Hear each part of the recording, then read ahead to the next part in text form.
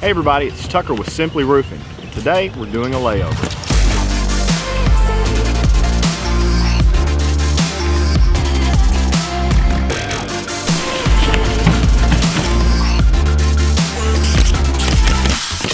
A layover is when you add an additional layer of shingles over your existing roof.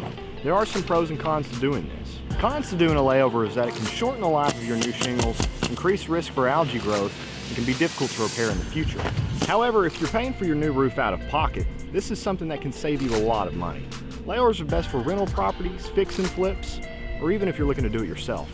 Instead of the hassle and mess of removing all the shingles, you're simply adding a new layer over the top. We hope you found this information helpful. Please subscribe for more videos like this. If you have any questions or concerns, feel free to leave them in the comments below. We hope you have a great day. Thanks again.